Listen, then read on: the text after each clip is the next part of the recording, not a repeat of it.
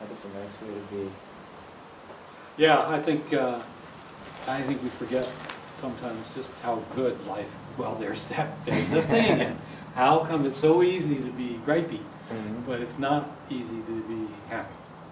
And what does happiness consist of? Does it really mean having a big screen TV? Does it really mean having the best car or the best house? Or is that really where happiness lies? Maybe for some it does. But we're told it's not. I mean, you look at the TV every place, and you're told not unless you've got this thing are you going to be happy. But it's chasing its own tail. Once you get it, you want something bigger and more expensive and because the moment more prestigious. It's like virginity. Once you've got it, it's gone. You know? Yep. I mean, that car ain't a virgin anymore. And you can't sell it for that, you know.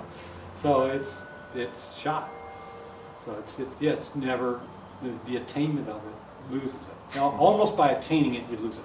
And so that's a real Zen thing to contemplate.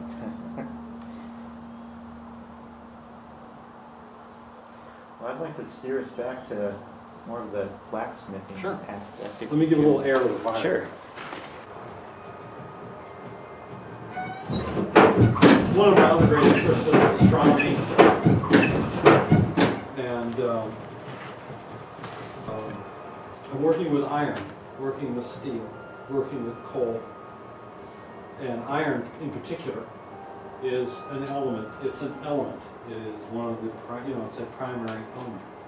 It's part of the, we get iron from the death of the stars. That's where it comes from.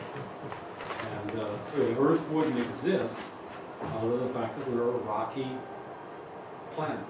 And one of the principal rocks is iron. There's probably more iron here than just about anything else other than maybe hydrogen.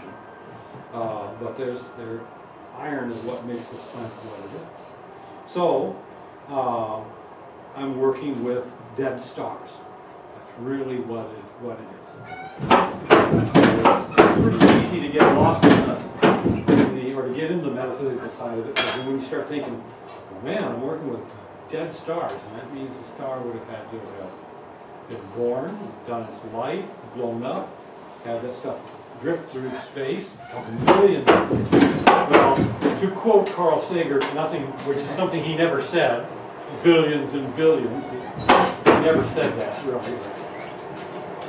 You know, that's pretty awesome. The same thing to me is with blacksmithing. Blacksmithing is about 5,000 years old, and when I became a blacksmith, I really felt that I was in the middle of a line of people that stretched for 5 millennia behind me. That's quite a history. There's some coal on this right now. Were there any blacksmiths in your family line? Not that I know of. Though my last name gives a hint that there might have been. And that's not just the name as it is now. But the name that I bear now, at least for a couple more months, is the result, we think, of a clerical error, a writing error, by the local cleric in birth records. In southern England, where my family is from, the earliest record of my last name dates back to 1500s. But prior to that, the original family name was Lepoing, L-E-P-O-I-N-G, which is French for the fist. Now, supposedly my family were lace makers. Lace wasn't invented until the 1500s. And came over from France prior to that, probably somewhere in the 1300s. So maybe it had to do with chainmail.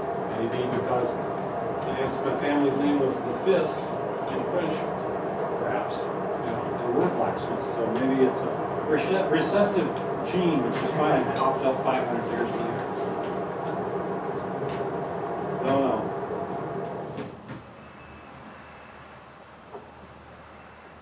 cool. What other interests do you relate to your blacksmithing?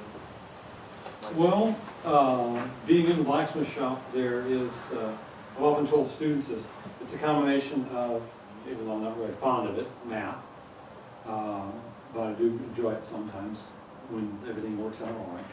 Math, physics, chemistry, geometry, which is math, art. Anybody can make, well, that's one of the cool things about the blacksmith, you can make things, and you can make it, and I can make dinner triangles, and just make a triangle. Make a circle, it'll ring. Just take a piece of steel and hang it up, and it'll ring, if you hang it so it can vibrate. But the nice thing about being a blacksmith is that you can make these things, and while you're making them practical, you can make them beautiful at exactly the same time. So there's no reason to just make them just purely utilitarian. Put some flair into it, put your own voice into it. When I came to the shop, I wasn't given very much in the way of instructions as to what to do.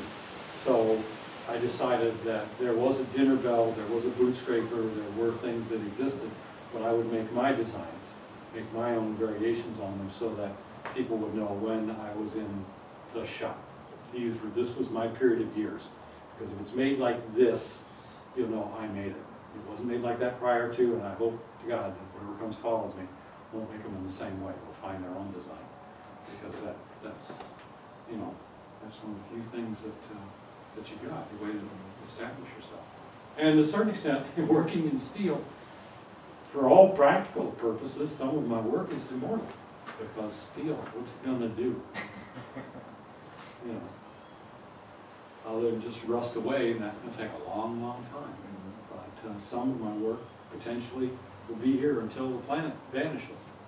That's kind of a cool idea. That was very cool. Yeah. Nice things about steel. And yet at the same time, given the right temperature, it's gone. Nothing stays forever.